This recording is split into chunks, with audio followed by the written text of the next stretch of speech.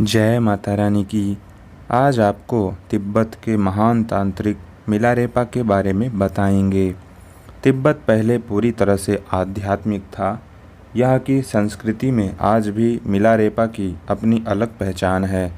तिब्बत आध्यात्मिक के साथ साथ तांत्रिक सिद्धियों के लिए भी अपनी पहचान रखता है। मिलारेपा जब छोटे थे तभी उनके पिता गुजर गए। पिता की मृत्यु हो जाने के बाद मिलारेपा के चाचा ने उनकी संपत्ति को हड़प लिया। यहाँ तक कि मिलारेपा और उनके परिवार में माँ और बहन के साथ नौकरों जैसा व्यवहार करने लगा। समय समय पर उन्हें बुरी तरह से प्रताड़ित भी करता रहता था। मिलारेपा के अंदर बचपन से ही अपने चाचा के प्रति बदला लेने की भावना बन चुकी थी और इसी बदले की भावना को लेकर के वो बड़े हुए थे। एक दिन वो अपने परिवार को छोड़कर कहीं चले गए। वो अपनी माँ और छोटी बहन को भी छोड़कर बिना किसी को कुछ बताए ही चले गए थे। बदले की भावना से उन्होंने तंत्र विद्याओं को सीखकर उन्हें सिद्ध कर लिया। तांत्रिक सिद्धियों को प्राप्त करके वो जब पुनः अपने घर में लौट कर आए तो उनकी माँ और बहन दोनों ही गुजर चुके थे। यह सब जानकर मिलारेपा को और भी ज़्यादा गुस्सा आ गया। वो अपने चाचा से पूरा बदला लेना चाहते थे। संयोग से एक दिन मिलारेपा के चाचा ने अपने घर में कोई कार्यक्रम रखा और उस अवसर में काफ़ी लोग भी वहाँ इकट्ठा हुए थे। मिलारेपा को यह सब देखकर बहुत क्रोध आया और उन्होंने अपनी तांत्रिक सिद्धि का प्रयोग करके अपने चाचा के घर में भयंकर बर्फ के ओलों की बारिश करवा दी। इसके बाद मिलारेपा के चाचा के घर में जितने भी लोग थे वो सब के सब मारे गए। सब बर्फ के ढेर के नीचे दबकर मर गए। मिलारेपा ने आज अपना बदला ले ही लिया और उन्हें बहुत खुशी भी हुई। परंतु कुछ ही दिनों में उन्हें इस बात का पछतावा भी होने लगा कि उनके तांत्रिक प्रयोग से कई लोग बेवजह मारे गए हैं। मिलारेपा का मन अशांत सा हो गया और उन्होंने ये निर्णय लिया कि अब उन्हें इन सब से मुक्त होना है।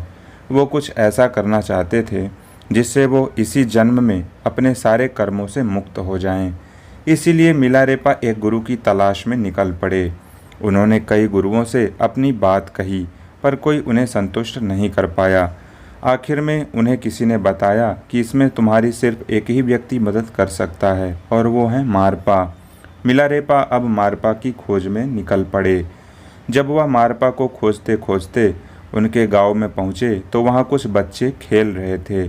मिलारेपा ने उन बच्चों से पूछा कि मारपा कहाँ रहते हैं, क्या तुम मुझे उनके पास ले जा सकते हो?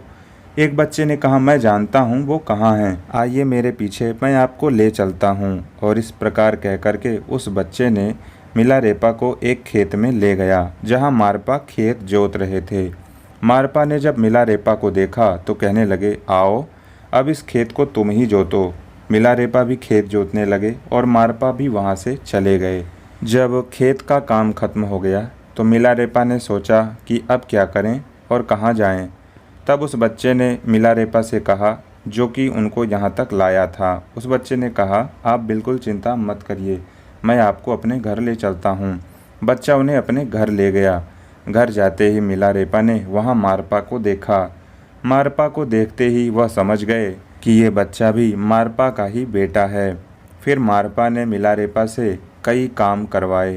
कार्यों को करने के बाद मिलारेपा ने मारपा से कहा, मैं आपसे दीक्षा ग्रहण करना चाहता हूँ जो मुझे इसी जीवन में आत्मज्ञान और मुक्ति दिला सके।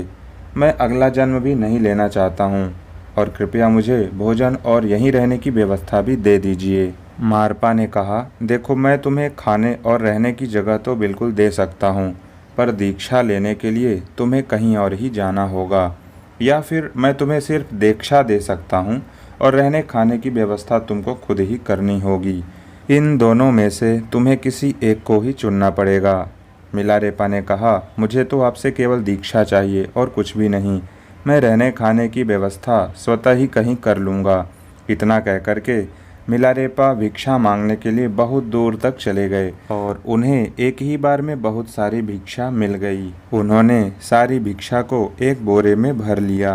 रास्ते में उन्होंने भोजन बनाने के लिए उसी भिक्षा में से कुछ अनाज बेचकर 4 मुंह वाला तांबे का एक बर्तन खरीद लिया, जो तिब्बत का एक पारंपरिक पात्र भी है। मिलारेपा ने बहुत सारा अनाज लेकर अपनी पीठ में लादा और लंबी दूरी तय करके वापस मारपा के घर आकर के जोर से अनाज के बोरे को नीचे पटक दिया। संयोगवश मारपा उस समय भोजन कर रहे थे। जब तेज आवाज़ आई तो बीच में ही भोजन को छोड़कर वो मिलारेपा के पास गए और कहने लगे, तुम बहुत गुस्से में दिखाई पड़ रहे हो, क्या हुआ, क्या बात है? मिलारेपा ने कहा, नहीं नहीं, ऐसी कोई बात नहीं है। मैं ज़रा दूर से आ रहा था और इस बोरे को मैंने अपनी पीठ में लादा था, इसलिए मैं थक गया हूँ और बस इसीलिए मैंने इसको नीचे गिरा दिया है।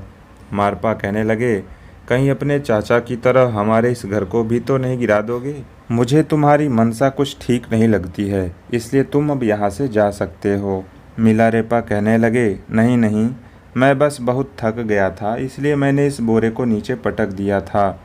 मारपा कहने लगे, ठीक है, अब तुम मेरे सारे घर के कार्य करोगे, यहाँ तक कि सारे काम, सब कुछ। अगर ये तुम्हें मंजूर है तो तुम यहाँ रह सकते हो। इस तरह से मिलारेपा कई सालों तक मारपा के घर का काम करते रहे, परंतु उन्हें अभी तक किसी भी प्रकार से मारपा ने कोई दीक्षा नहीं दी। कुछ सालों बाद जब भी कोई दीक्षा शिविर लगता तो सभी के बीच में चोरी छिपे मिलारेपा उनके बीच में बैठ जाते थे, परंतु मारपा सब कुछ जान जाते थे। एक दिन उन्होंने सबके सामने मिलारेपा की डंडे से खूब पिटाई कर दी और घसीटकर बाहर ले गए और फेंक दिया। इस तरह से लगभग 13 से 14 साल बीत गए। मिलारेपा को कुछ भी प्राप्त नहीं हो पाया। एक दिन मारपा की पत्नी से मिलारेपा ने खूब याचना की। कहने लगे, मुझे कई वर्ष बीत चुके हैं, कृपया आप ही मुझे दीक्षा दिलवा दीजिए। मिलारेपा की इस तरह याचना करने के कारण उन्हें दया आ गई और मारपा से मिलारेपा को दीक्षा देने के लिए उन्होंने सिफारिश की। मारपा ने कहा, ठीक है, पहले इससे कहो कि ये मेरे बेटे के लिए एक 3 कोने का घर बनाए, इसके बाद मैं इसे दीक्षा दे दूंगा। मिलारेपा ने 3 कोने का घर भी बना दिया, परंतु मारपा ने कई और भी घर बनाने को कहा। इस तरह से धीरे धीरे कई और साल भी बीत गए। अब तक तो मिलारेपा की उम्र भी ढलने लगी थी। एक दिन आत्मग्लानि में भरकर मिलारेपा आत्महत्या करने चल दिए। मारपा ने जब देखा कि मिलारेपा आत्महत्या करने जा रहा है तो उन्होंने उसे बुलाकर दीक्षा प्रदान कर दी। मारपा ने कहा, बुरा मत मानना, अतीत में तुमने जो भी गलतियां की थीं, मैं तो बस उन कर्मों को काटने का तरीका तुम्हें दे रहा था, मगर अब तुम्हारा पछतावा तुम्हारे अंतर्मन को छू रहा था, इसलिए मैंने तुम्हें दीक्षा दे दी है।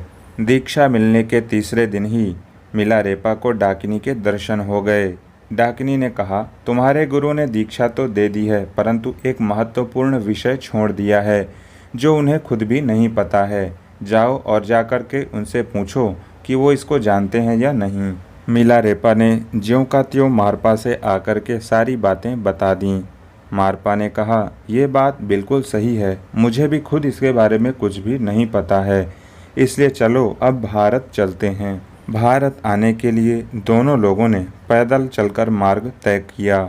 मारपा ने जब अपने गुरु से सारी बातें बताईं कि डाकिनी ने कहा था कि कोई एक महत्वपूर्ण शिक्षा इन्हें नहीं दी गई है, मारपा के गुरु ने उठकर तुरंत तिब्बत की ओर अपना सिर झुका करके प्रणाम किया और मारपा और मिलारेपा दोनों को महत्वपूर्ण आत्मज्ञान की शिक्षा प्रदान की।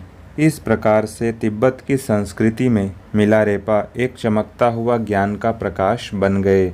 आज भी उनकी संस्कृति और ज्ञान को अपनाया जाता है।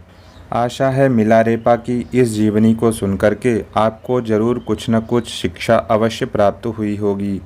यदि हाँ तो कृपया हमारे इस वीडियो को लाइक और हमारे इस चैनल को भी सब्सक्राइब कर दें। जय माता रानी की।